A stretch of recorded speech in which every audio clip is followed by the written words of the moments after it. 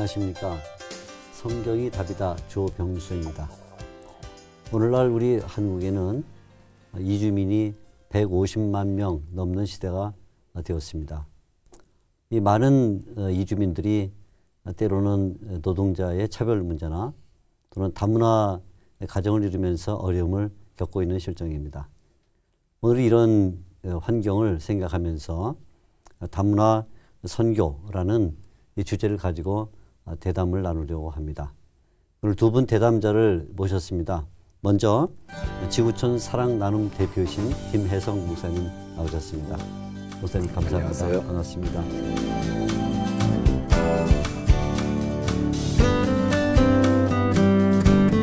또 인천 순복음 하모니교회의 아킬 칸 목사님 나오셨습니다. 네. 목사님 반갑습니다. 감사합니다.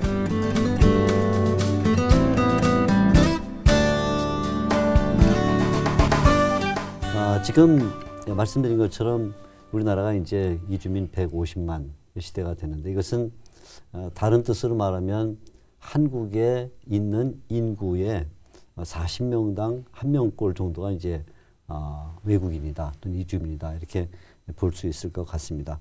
우리 김혜성 목사님 이제 이들을 위한 사역을 하시면서 많은 사례가 있을 터인데 혹 계시는 단체에서 이주민들이 도움을 요청하거나 한 이런 일들이 어떤 것들이 있을까요? 저희들 하는 사업과 직결되어 있습니다. 이제 가장 많은 것이 이제 임금체불, 산업재해, 사기, 폭행, 뭐 이런 이제 노동 문제, 인권 문제 이제 상담을 해 오는 부분이 있고요. 이제 상담소를 운영하고 있습니다. 네네. 또 이제 병이 들었지만 이제 불법 치료에 의료보험도 없고 돈도 없고 이제 이런 분들을 위해서 저희가 이제 병원을 이제 무료로 운영하고 있고요. 또 이제 오갈 데 없는 분들을 이제 쉼터, 급식소 운영을 하고 있습니다. 또 한편으로 이제 어린이집 또 지역 아동센터, 초등학교, 예비학교, 뭐 위탁형 대안학교 등등 이제 이주민들의 자녀들과 이제 다문화 가정 자녀들 중에서 해체 가정, 위기 가정에 있는 아이들을 위한 이제 그런 어린이 교육기관들을 운영하고 있고 이제 15개 언어 이제 통역센터, 15개 언어 이제 그 방송국 뭐 등등을 운영하고 있습니다. 그러니까 그 사역의 범위가 굉장히 넓고 또 심화되어 있군요. 또 거기 예를 들어 이런 그 임금 체불 문제라든가 혹은 이제 의료보험이 없기 때문에 병 치료를 받아야 돼 이런 경우들이 있을 때 상당히 까다로운 문제들이 생길 것 같은데 대체적으로 잘 해결이 되는 편입니까? 잘 해결이 안 되기 때문에 저희들이 그렇죠. 이제 이 일을 시작한 부분이고 그렇죠. 예. 또 이제 교회들이 이제 여러 나라 언어권별로 이제 교회들이 있고 또 이제 외국 이주민들이 이제 한국에 와서 예수를 믿고 또 이제 신학 훈련을 받고 선교사나 목회자로 파송되는 이제 세계 선교 신학대학도 이제 운영을 하고 있습니다. 세계 선교 신학대학교. 그 학생 수가 얼마나 지금 한 될까요? 70명 정도 있고요. 예. 세워진 지는 13년째 예. 지금 신학 수업을 그렇군요. 하고 있습니다. 오늘 이제 특별한 게스트로 아킬 칸 목사님 나오시는데 우리 칸 목사님 처음에는 한국에 일 때문에 오신 것으로 맞습니다. 알고 있습니다. 네. 한국에 처음 오셨을 때 들은 바로 1995년, 95년, 네, 그러니까 98, 18년 정도 됐는데 네. 한국에 처음에 와서 어려움이 많으셨죠? 네, 맞습니다. 어떤 어려움이 있었을까요? 어려운 거 여러 가지 많지만 그 중에서 제일 어떤 외국인이 어디 나라 가도 제일 큰 거는 문제는 세 가지 언어, 날씨, 그렇죠. 문화 이 세 가지 제일 큰 문제인데 날씨는 뭐 추우면 따뜻해서 옷 입어도 되는데 그렇죠. 그다음에 이게 언어. 문화는 좀 뭐 바꿀 수가 없고 언어 때문에 제일 큰 문제인데 언어 때문에 제일 큰 문제. 지금도 많은 외국인들이 언어 때문에 제일 문제 갖고 있습니다. 저도. 그래도 지금 우리 칸 목사님은 그 한국어를 굉장히 지금 잘 하시는데 잘 들으시고 또 잘 표현하시는데 이게 회사에서 일하면서 부딪히면서 또 조금 공부하면서 그렇게 배웠습니다. 지금도 한국어는 계속 공부하고 계신가요? 네. 계속 공부해야 되겠죠? 예. 그럼요. 매일매일. 한국 언어가 단어 하나가 뜻이 여러 가지만 저는 우리 배에서 배시가 배 먹으면 배탈 나오고 그런 거 드시가 많아가지고 굉장히 어렵니다. 근데 네. 좋아요. 네, 뭐 대부분 외국 생활을 해본 우리 한국인들도 같은 심정일 거예요. 저도 유학을 하면서 제일 고통스러웠던 것은 결국 이제 언어 문제였는데 네. 그래도 우리 칸 목사님 잘 극복하신 것 같아서 좀 축하를 드립니다. 네, 김혜성 목사님 지금 이제 한국에 좀 전에도 얘기했지만 뭐 의료보험 문제라든가 뭐 이런 문제도 있는데 거기 더해서 이제 때로는 원하든 원하지 않던 불법 체류라는 것이 이제 있지 않습니까? 그래서 이제 불법으로 체류하면서 취업을 하거나 생활하는 이런 이주민들이 어느 정도는 증가하고 있는 상황인데 지금 현재 상황은 어떤가요? 예, 지금 한국에 체류하고 있는 외국인 숫자는 이제 150만 명이 됩니다. 그 중에 이제 노동자로 일하고 있는 사람들이 80만 정도로 추정이 되고요. 이제 불법 체류자는 한 18만 명 정도가 지금 한국에서 일하고 있습니다. 이제 숫자상으로는 이제 150만 중에서 중국 동포들 조선족이라고 하는 동포들이 한 60만 명 정도 차지하고요. 또 1순위는 이제 중국 국적자입니다. 그리고 이제 베트남, 뭐 태국, 필리핀, 뭐 몽골 이런 순서대로 쭉 진행되고 있고 현재 한국에 머물면서 일하고 있는 사람들의 출신 국가가 무려 170여 개 국가라는 사실입니다. 어쩌면 인종 전시장처럼 이제 변화돼 있고 근데 문제는 지금 이제 150만 외국인 체류자가 500만 명, 1000만 명 시대로 넘어간다는 겁니다. 그 이유는 한국이 전 세계 최저 출산율 국가입니다. 아기 안 낳기 전 세계 1등 국가고요. 이런 출산율 추세로 2300년이 된다면 이제 남한 인구가 약 5만여 명으로 줄어들어서 멸종 단계로 간다라는 인구학자들의 공통된 견해도 있고요. 결과적으로 인구 부족, 노동력 부족으로 말미암아서 이제 500만 명, 1000만 명 외국인 체류 시대에 온다는 거고 또 하나의 변화는 이제 국제 결혼, 다문화 가정이 급증하고 있고 지금 10명 중 1명은 외국인과의 혼인입니다. 농촌은 절반 정도가 외국인과 혼인을 하고 있고 그 사이에 많은 자녀들 태어나고 있습니다. 결국 이제 단일 민족이라는 깃발 내리고 이제 다인종, 다민족 사회, 다문화 사회 도래를 인정하고 이들과 어떻게 더불어 살 것이냐. 그래서인지 이제 한국 교과서에서 더 이상 단일 민족, 단군 신화 가르치지 않고 있다는 사실을 우리도 좀 알고 이제 이들과 더불어 사는 마음가짐 해야 된다고 생각합니다.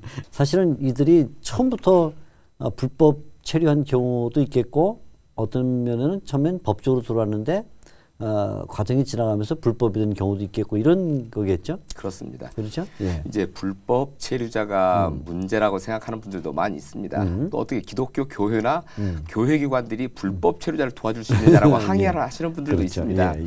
예전 어떤 생방송을 하면서 돌발 질문이 저에게 던져졌습니다. 그 한국에 있는 불법 체류자들을 당신들이 그 옹호하고 있기 때문에 기독교 교회가 늘 하고 있지 않느냐. 그래서 제가 질문을 던졌습니다. 일본 내 불법 체류 1순위가 어느 나라 사람들인 줄 아느냐. 한국 사람들입니다.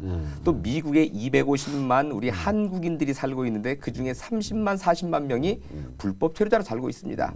그렇다면 우리에게 있는 불법 체류자 쫓아내자라고 한다면 그 미국이나 일본에 있는 불법 체류자 추방시켜달라고 우리가 요청해야 되는 거 아니냐 했더니 뭐 고개를 숙이더라고요. 근데 불법하는 이유는 죄송한데 두 가지인데 하나는 그 외국인 여기 오는 목자는 그 나라에서 살기 힘들고 두 번째는 여기서 너무 안전하다 삶에서 밤 늦게 밖에 돌아다니기도 맞습니다. 안 무서워. 미국 가면은 뭐 영국 가면 밤에 못 다녀요.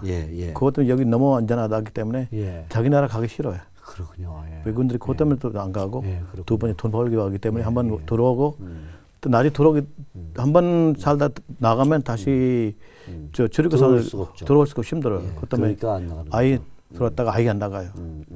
사실은 지금 칸 목사님 참 그 중요한 지적인데 한국이 다른 어떤 나라에 비해서 뭐 밤거리도 그렇고 뭐 범죄가 없는 건 아니지만 상대적으로 어디 나라에 범죄 다 있습니다. 그렇죠. 근데 상대적으로 이제 안전하다는 것이 외국인들한테는 좋은 조건일 것 같아요. 그렇죠? 미국 사람들도 인정합니다. 그렇죠? 여기 와면 가기 싫대. 그렇죠.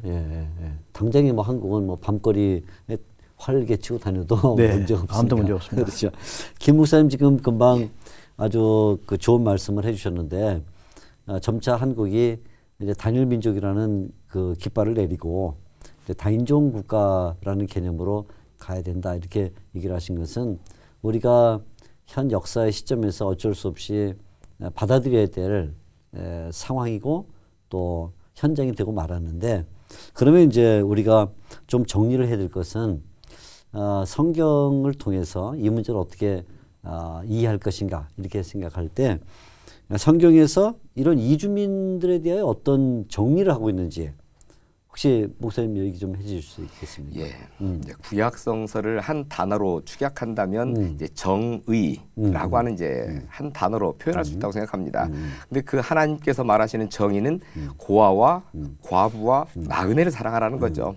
어쩌면 사회적 약자의 이제 고아, 과부 그리고 이제 나그네가 바로 이제 이주민들이라는 사실입니다. 특별히 레위기 19장 33절 이하에 그 타국인 또 거류민이 너희 땅에 우거하여 함께 살고 있거든 너희는 그들을 학대하지 말라는 거죠. 네, 그렇죠. 너희 중에서 나은 자처럼 여기라는 거고요. 그리고 내 몸처럼 사랑하라고 명령하십니다. 바로 그 하나님께서는 이주민들을 사랑하고 계시고 또 예수님께서도 최후 심판에 관한 비유에서도 헐벗고 굶주리고 목마른 사람 그리고 병들고 그 감옥에 갇히고 나그네 된 사람 이제 보호하라고 하는 것이 이제 가장 약자 중에 약자이고 바로 이들을 이제 사랑하라고 하는 부분이고요. 또 십계명에서도 안식일을 거룩하게 지키는 방법, 뭐 너 자신이나 내 부인 또는 아들, 딸 뿐만 아니라 남종, 여종 문 안에 거하는 나그네들까지도 그 쉬게 하라. 그러니까 하나님께서 참 나그네에 대한 지극히 그 애정을 가지고 돌보시는 부분이라고 생각합니다. 네, 지금도 얘기하셨지만 나그네를 대접하라는 구약의 이 십계명의 명령은 이스라엘 백성들이 애굽 땅에서 나그네 생활을 했기 때문에 나그네를 생각해라. 이제 이런 말씀이니까 우리가 성경을 통해서는 이주민들에 대한 그 어떤 관용과 또 이해 그리고 호의 이런 것들은 아마 충분히 배울 수 있을 거라는 생각이 듭니다. 아킬칸 목사님은 한국에서 이제 신학을 공부했는데 네네. 어땠습니까? 힘드셨죠? 힘들었습니다. 네, 얼마큼 힘드셨어요? 굉장히 힘들었어요. 왜냐하면 제가 그 순봉신하고 나왔는데 따라서는 다 한국 사람 학생들이 내가 혼자만 외국인들 교수님도 그 화이트보드 다 한국말 쓰고 또 어떤 날들 한문으로 다 쓰고 한문으로 제가 어떻게 살아야 돼? 그때는 뭐 도망가고 싶은 마음이 있어요. 그렇죠. 그때 도망갈 수 있을 때마다 하나님이 이렇게 다 커버해 줘서 못 도망가게 했어요. 도망가고 싶어도 못 도망가게 했어요.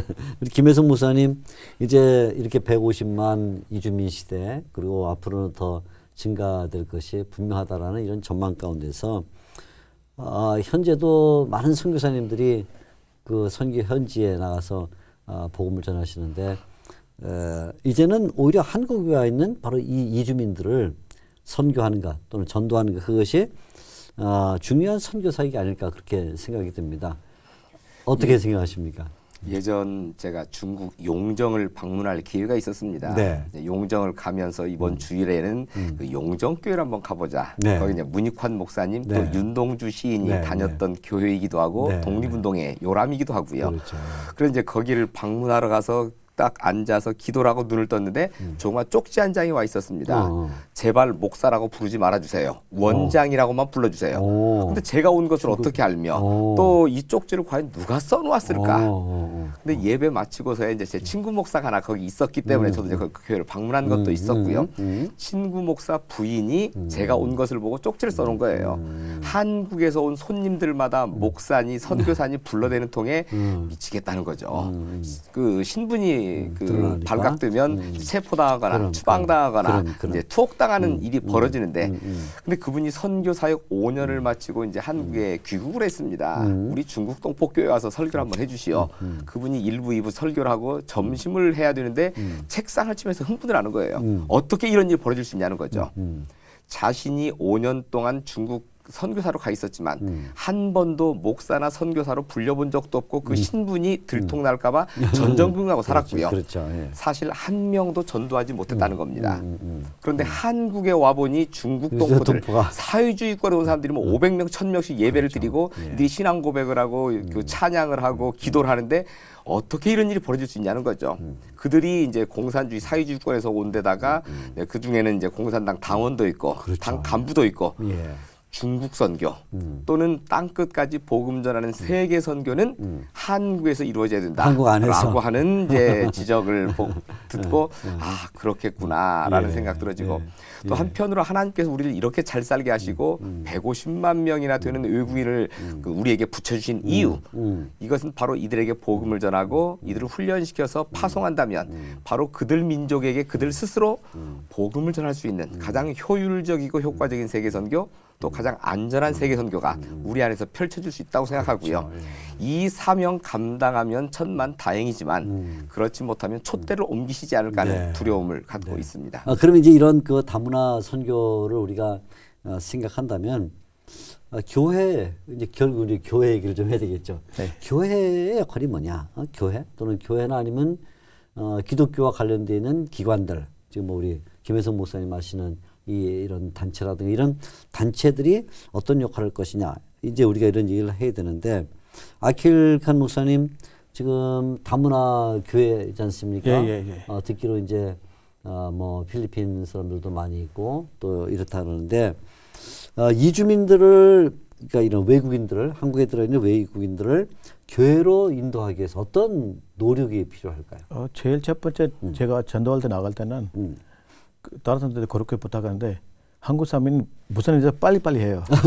빨리. 밖에 나가 또 전처제보다 예수님 안 믿으면 취급한다, 장국한다. 그거보다 이 외국인들이 전도는 먼저 1대1 관계 맺어야 돼요. 1대1 관계. 그분이 뭐 필요한지 그거 채우고 그 친구로 삼기고 그렇죠. 그 다음부터 두 번째 스텝으로 전도지. 무조건 전도하면 그분도 그렇죠. 잘 안 받아들여요. 특히 이슬람교들이 교회 속에 노노 그냥 그렇죠. 도망가요. 그 첫 번째 그냥 친구 관계 맺고 그 다음부터는 교회 되거든지 뭐 교회 밖에서 만든지 전도든지 그 방법이지 무조건 교회로 가자 그건 안 나와요. 저희도 우리 교회 몇 명 왔는데 교회 건물이 안 들어오고 밖에 서 있어요. 교회까지 오긴 왔는데 안 들어오고. 안 들어와요. 그리고 먼저 관계 안 맺었기 때문에. 관계가 안 됐으니까. 우리 전도 축제 할 때 데리고 오면 그 교회까지 오는데 교회 와서 교회보다 안 들어가요. 교회니까. 거절해요. 먼저 1대1로 관계 맺고 친구로 삼기고 그 다음에 교회로 따라와요. 그렇게 쉬운 일은 안 돼요. 저희도 예. 우리 교회에서 제가 몇 년 전도기인데 그 토요일마다 다른 날도 나가는데 토요일마다 1대1로 신발을 다는데 그 한 회사에 파키스탄 사람들 4명 있었어요. 제가 그냥 서로 얘기도 안 하고 한 명 내일 교회로 와라. 그 한 명이 오케이 했어요. 가겠습니다. 그 제가 들어왔는데 주일날 아침에 제가 7시 정도 교회 가는데 그 친구가 6시 교회 와 있었어요. 나도 깜짝 놀라고 왜 그 일찍 왔는지 그 나중에 알아봤더니 그 다른 4명, 3명 친구가 가위로 막 찔러가지고 네가 왜 그 교회 가? 그 밤에 찔렀어요. 그분이 그 밤에 그 회사에 막 숨어있어요. 아침 일찍 왔어요. 그렇죠. 그때 나 우리 외국인재 그때 외국인재였어요. 외국인재 회장이나 2-3명 가서 회사 가서 그 문제 다 해결되고 그 친구 데리고 와서 그 멀리 보냈어요. 그 근처에도 안 하고 왜냐면 나중에 또 문제 생겼. 멀리 보내고 거기서 다 치료해주고 회사 다니고 그다음에 그 친구 관계 맺었기 때문에 그분이 나 이제 크리스천 되고 싶어. 나한테 그 직접 말했어요. 그다음에 그분이 이렇게 짐 내주고. 그 다음부터 예수를 믿게 해주고 그냥 집 박사로 가셨습니다. 그랬군요. 이렇게 1대1로 관계 맺이고 그 다음부터 무조건 하면 하나의 중요한 사례가 되겠습니다. 네. 우리 아킬 칸 목사님은 지금 한국인 여성과 결혼을 하셨잖아요. 그죠? 네. 해서 지금 스라의 2 자녀를 이제 있어서 말하자면 다문화 가정이죠. 네네. 그죠? 네. 이제 근데 이 다문화 가정을 이루고 있다 보니까 어떤 어려움이 있습니까? 한국에서 사시면서. 아마 나쁜 다른 사람 다문화 가지고 그러게 먼저 들 건데 학교에서 우리 웬 다문화 아들 다문화 자녀. 그러니까 다문화 자녀가 보려면 그 자녀가 한국 문화밖에 몰라요. 그렇죠. 그리고 예. 다문화 자녀 그냥 그 자녀가 모양이나 얼굴 색깔이나 약간 다르기 때문에 학교에서 좀 힘들었어요. 아, 그렇군요. 그것 때문에 힘들기 때문에 자체가 우리가 지금 대안학교 다니고 있는데 이 아기가 좀 처음 힘들었어요. 가장 큰 문제가 이제 다문화 지금 큰 이슈고 자녀가 이제 큰 문제가 되겠고요. 그거 이슈입니다. 두 번째 이 다문화 자녀들이 물론 내가 오래 살으니까 괜찮은데 대화 다른데 지금 현재 외국에서 나오는 여성들이 말 못한데 자녀들이 잘해요. 어린이집 유치원 다니기 때문에 학교에서 숙제할 때 엄마가 외국인인데 아무리 말로 잘했지만 이게 읽기 다 벌써 어려워요. 그렇죠. 가끔 우리 아이들도 가끔 그 선생님 인터넷에 다 올려주고 그 찾아서 뭐 하는지 그 답 써야 돼. 엄마들이 몰라요. 외국 때문에. 그것 때문에 엄마가 또 남편한테 전화하고 남편도 밖에 일하기 바쁠 때 와서 얘기해주고 머리 아파요. 그건 참 우리가 깊이 생각을 해야 될 교회의 한 사명인 것 같습니다.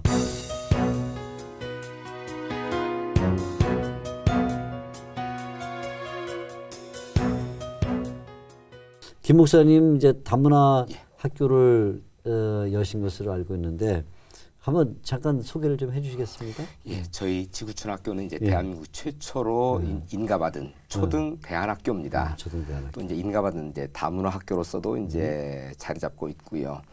이제 다문화 가정의 자녀들 중에서 초등학교 때 15%가 학교를 그만두게 됩니다.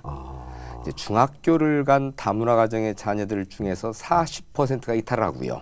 고등학교 때는 70%가 이탈을 합니다. 오죽했으면 이제 대통령 직속 사회통합위원회에서 다솜고등학교라고 하는 이제 다문화 대안학교 이제 2개를 만들어서 이제 개교하고 있는 모습이기도 하고요. 이제 이 아이들을 이제 아킬 목사님 말씀하신 대로 그 어릴 때 엄마가 한국말을 가르쳐야 되는데 엄마가 소통이 안 되는 거죠. 그러다 보니 이제 이 아이들 텔레비전을 강제적으로 틀어 보게 합니다.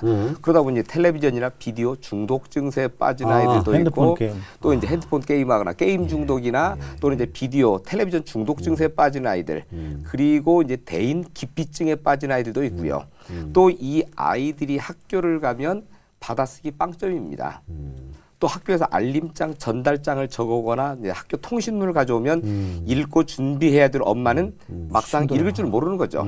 그러니 이 아이들은 뭐 1년 내내 빈 가방만 들고 학교로 왔다 갔다 하니 선생님들도 참 짜증이 날 일이고요. 그러다 보니 이 아이들이 다 이탈하게 되는 부분이고요. 또 말씀하신 대로 이제 그 아이들이 피부색이 좀 더 검거나 하면 이제 즉각적으로 놀리기 시작합니다. 그러면 이제 다 따라 놀리기 시작하고 그게 별명이 되고 그런 학교 갈 마음이 나지 않는 거죠. 다 이탈하는 부분이고요. 이 아이들을 살리자 해서 이제 어린이집을 만들고 지역 아동센터 이제 그 초등학교, 중학교, 뭐 예비학교 이런 학교들을 만들어서 이 아이들 교육을 하고 있는 과정입니다. 다문화 학교라는 것은 그것을 해결하는데 굉장히 실마리가 될 것 같고 그러면 앞으로 이런 사역이 예를 들어 지금 한 곳에 위치하고 있지 않습니까? 근데 뭐 대한민국이 뭐 전역에 이렇게 있는데 어떻게 이런 일을 그 전역에 좀 확산시킬 수 있을까요? 구상이 있습니까? 한국 교회가 나서면 해결할 수 있다고 생각합니다. 아까 말씀하신 대로 이제 다문화 가정 한 가정을 교회 안에서 한 가정씩 뭐 자매결을 맺는다거나 해서 김치 담는 방법, 뭐 된장국 끓이는 방법, 밥 하는 방법, 또 아이 키우는 방법들 하나하나 전수를 하면 얼마나 고맙겠습니까? 그러면서 예수 믿자고 하지 않아도 결국 예수 믿게 되는 부분이고요. 결국 빵과 복음이라고 하는 말이 있고 또 이제 사랑의 실천과 전도 이게 이제 사실 결부되어 있다고 생각합니다. 저희들 같은 경우도 이제 노동 문제 참 복잡한 문제를 해결해주고 또 장례를 치러주고 병원에서 치료를 무료로 해주고 또 학교도 저희는 이제 그 입학금 등록금 없고요. 또 그 급식 또는 스쿨버스, 준비물까지 다 무료라는 학교입니다. 그래서 정부 지원을 받지 못하지만 이제 후원금을 받아서 이게 무료라는 학교에 이제 다문화 가정이나 또는 외국인들의 자녀, 중동포들의 자녀들이 저희 학교에 몰려오는 거죠. 이 아이들에게 당연히 그리스도의 복음을 전하면서 이들이 사랑을 알고 마음도 이제 새로워지고 또 구원받은 백성으로 서서 이들이 이제 선교사로 일할 수 있는 그때를 저희가 바라보면서 이제 이 사업을 하고 있습니다. 그래서 이런 이제 외국 이주민들 다문화 가정을 돕는 일들을 한국 교회가 앞장서서 하면 이들은 우리의 따뜻한 사랑에 감격하고 그렇죠. 예. 또 예수 그리스도를 믿는 사람이 되고 예. 이들을 전도하면 세계 선교가 저절로 되어지는 그렇죠. 이 결과들을 우리가 좀 목적했으면 좋겠다고 생각합니다. 그러니까 현실적으로는 한국에 들어와 있는 외국인들이 실제적인 도움을 받을 수 있고 현실적으로 이런 사회에 두 번째는 미래에 이제 외국의 그 선교사가 자동적으로 본국의 사람들이 가게 되는 이런 효과를 얻게 되니까 이것은 그냥 뭐 현재만을 위한 일이 아니라 미래를 포함한 일이다 이렇게 정리를 우리가 해볼 수 있겠군요. 예, 참 중요한 일입니다.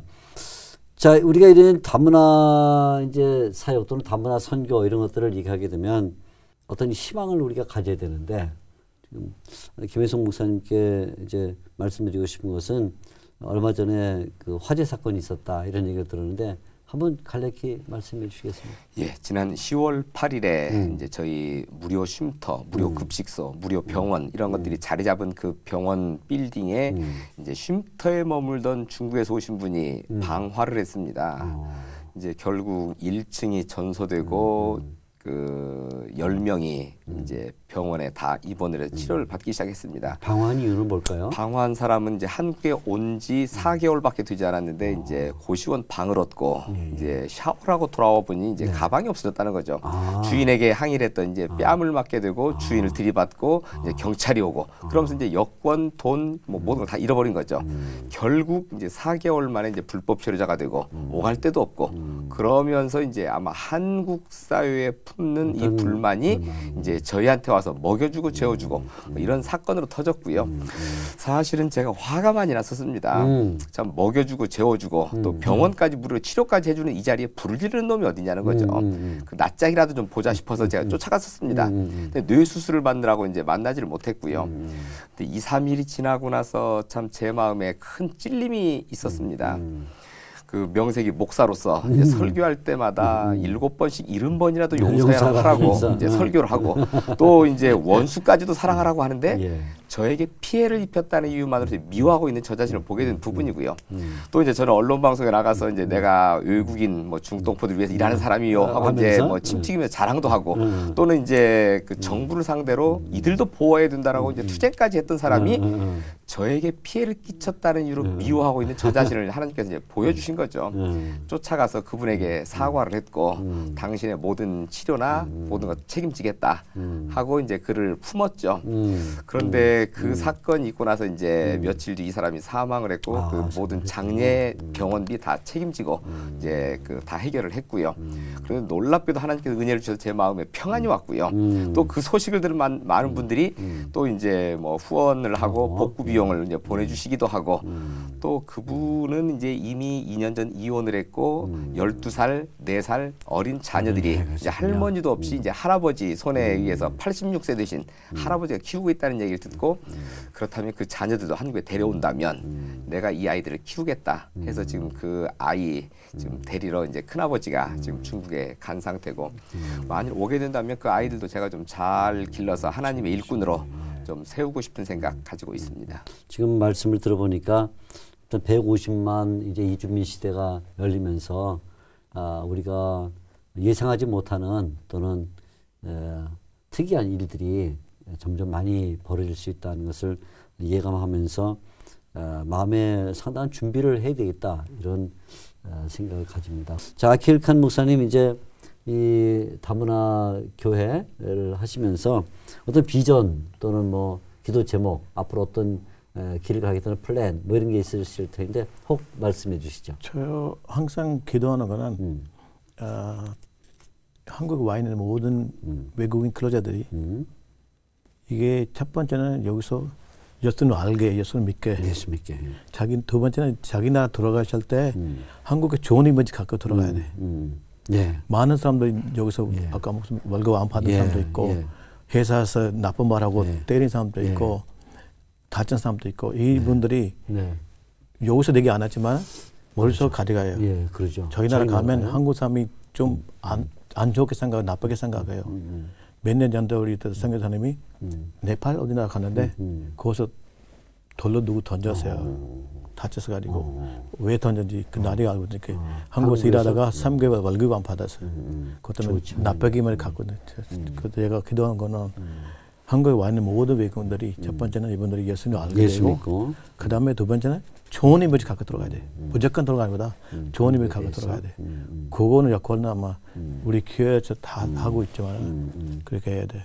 두 번째는 여기 유학생들이 그냥 일본 교육보다 예수님 또 이 오늘 목적은 그냥 일본 교육보다 예수님 또 알게 되고 그 이분들이 우리가 잘 교육시키면 유학생들이나 외국인 교회들 잘 교육시키면 잘 관계 맺으면 이분들이 자기 나라 가면 큰 역할 돼요. 그렇죠.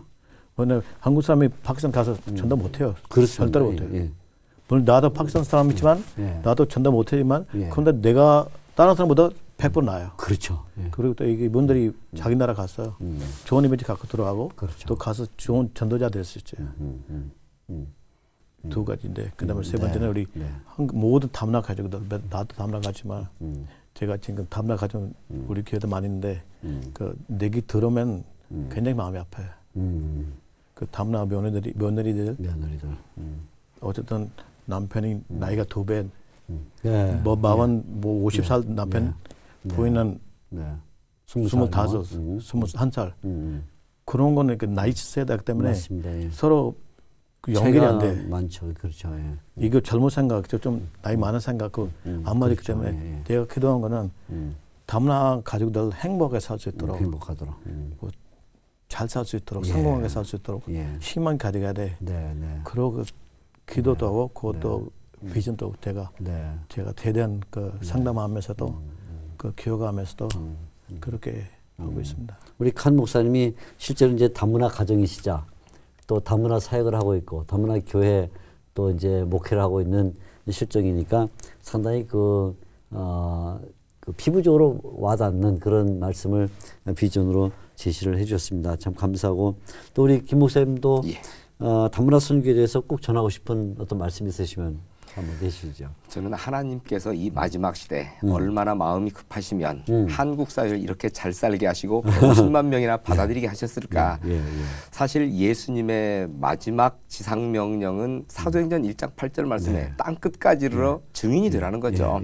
근데 땅끝이라는 것이 뭐 지구 건너편이 땅끝이 아니라 예수 그리스도의 복음이 선포되지 아니한 지역이 땅끝이고요. 그렇죠. 사실 한국에 와 있는 150만 외국 이주민들 대부분이 이제 인도나 네팔 같은 힌두권 또는 이제 이슬람권. 파키스탄, 인도네시아, 방글라데시 같은 이제 이슬람권 또 이제 중국이나 또는 이제 구소련 지역, 러시아, 우즈베키스탄, 카자흐스탄 이런 사회주의권 또 일부 이제 뭐 태국, 스리랑카, 미얀마, 베트남, 라오스, 캄보디아 등등의 이제 불교권 국가들 온통 미전도 종족이라고 하는 타종교, 타문화권 사람들이 150만 명이나 와 있습니다. 바로 이들에게 복음을 전하고 우리의 따뜻한 사랑을 실천하도록 해서 이들이 하나님 믿는 사람이 되고 구원받은 백성이 되고 이들을 훈련시켜서 파송한다면 땅끝까지 복음 전하는 가장 최고의 그 효율적이고 효과적인 세계 선교 방편을 우리에게 맡겨주셨다는 거죠. 또 예전 그 아프가니스탄에서 또 이라크에서 이제 피살당하는 사건들이 참 있었고 마음이 아팠습니다.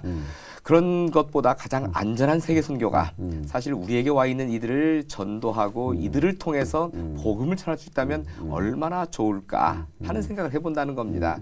그래서 이제 우리에게 와 있는 외국인들 피부색이 다르고 언어가 다르고 출신 국가가 다를지라도 하나님의 형상이라는 거죠. 그렇죠. 그렇다면 하나님의 형상이 짓밟히는 것은 우리가 막아야 되고 또 하나님의 형상을 다시 회복시켜주고 이들도 영적인 존재로 구원받도록 우리가 해나가는 것 한국 교회에 맡기신 사명이라고 생각합니다. 이들을 이제 내 몸처럼 사랑하는 일, 또 이들에게 복음을 전하는 일, 또 이들을 훈련시켜서 파송하고 복음 전하도록 하는 일, 이런 일들에 한국 교회가 좀 전격적으로 좀 결단하고 나서야 되는 시점이라고 생각합니다. 지금까지 우리가 들은 것처럼 바로 이 이주민들이 또 외국인들이 많이 들어와 있다는 것은 그 자체가 선교를 할 수 있는 기회가 열렸다는 뜻이 되기도 합니다. 우리의 마음속에 먼 땅으로 나가서 선교하기 전에 우리 곁에 와 있는 땅끝 또 우리와 함께 살고 있는 이 피선교의 대상자들을 향해서 복음 전도 열정을 가져야 될 것이라는 생각을 갖습니다. 특히 다문화 가정이 우리 주변에 많이 있기 때문에 우리가 이제 그들을 어떻게 도울 것이냐는 것을 구체적으로 또 생각하고 우리 자신이 좀 더 희생과 헌신을 통해서 이 다문화 가정들을 돕게 되면 그것 자체가 선교에 도움을 줄 뿐만 아니라 우리 한국에 대한 좋은 이미지를 남긴다는 귀중한 말씀을 들었습니다.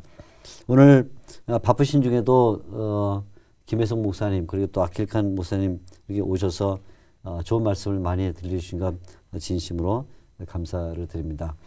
오늘 성경의 답이다 다문화 선교에 대해서 이야기를 나눴습니다. 지금까지 시청해 주신 여러분들께 진심으로 감사함을 전합니다. 감사합니다.